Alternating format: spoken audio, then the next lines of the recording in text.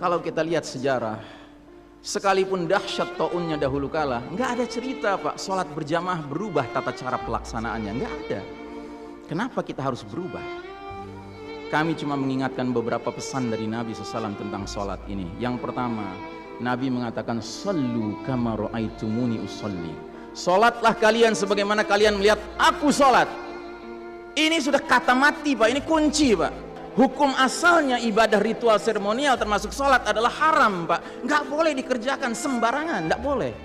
Apalagi setelah dia ada aturannya, terus kita berkreativitas menyangka itu lebih baik untuk keselamatan dunia kita, sementara kita tidak peduli dengan keselamatan akhirat kita. Nabi Muhammad SAW menyatakan, hari berbangkit nanti aku akan menunggu umatku di depan telagaku. Aku akan bisa membedakan siapa umatku, siapa yang bukan. Umatku adalah mereka yang wajahnya, tangannya, kakinya bercahaya bekas wudhu.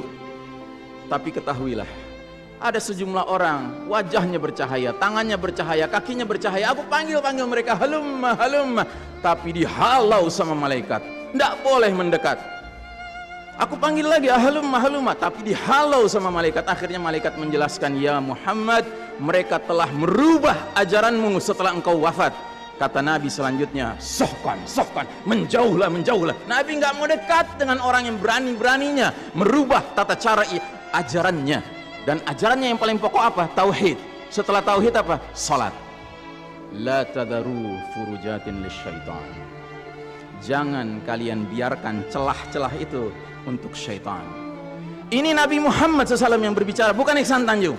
Kalau Iksan Tanjung yang berbicara, Anda boleh tolak Pak. Ini Nabi Muhammad SAW yang berbicara, yang kita baca salawatnya dengan harapan mendapatkan syafaatnya, dengan harapan boleh meminum air dari telaganya.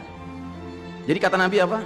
Jangan biarkan celah-celah itu menjadi tempatnya syaitan. Hari ini tidak sedikit masjid bahkan memuliakan syaitan, memberi tanda di mana syaitan hendaknya berada. Na'udzubillahi min dzalik. Mau jadi apa kita Pak?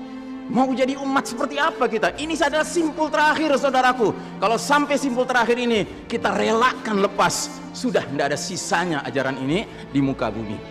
Dalam tata cara kita menegakkan shaf kita, ingat Pak, shaf dikatakan tegak syaratnya dua. Satu lurus, dua rapat. Bukan hanya lurus tapi renggang-renggang, atau rapat tapi meliuk-liuk. Tidak, harus dua-duanya lengkap. Sehingga Nabi sampai bertanya, kenapa kalian gak bershaf seperti malaikat di hadapan Allah? Para sahabat bingung, bertanya, bagaimana malaikat? Kata Nabi, mereka mendahulukan shaf awal dan mereka saling rapat satu sama lainnya. Jadi Nabi itu bangga kalau umat Islam sholatnya seperti para malaikat di hadapan Allah Ta'ala. Harusnya itu menjadi kebanggaan kita juga. Dan harusnya kita tersinggung kalau ada pihak yang berusaha untuk mengacak-acaknya. Yahudi itu hasad sama kita dalam urusan apa? Dalam urusan umat Islam di belakang imam sholat wajibnya mengucapkan amin. Makin keras suara amin itu, makin geram mereka. Karenanya mereka bikin aturan, sempat 2 bulan masjid ditutup sama sekali, nggak terdengar suara amin dari jamaah karena nggak ada yang boleh ke masjid. Tapi sekarang setelah dibolehkan, masjid yang bisa muat 2000 orang cukup 500 orang, cukup 700 orang. Supaya apa? Sekurang-kurangnya aminnya bisa berkurang. Maka sekarang pertanyaan besarnya adalah, untuk siapa kita sholat? Lillahi aulihaula, atau untuk mereka? Inna sholati wa nusuki wa mahyaya wa mamati lillahi rabbil alamin.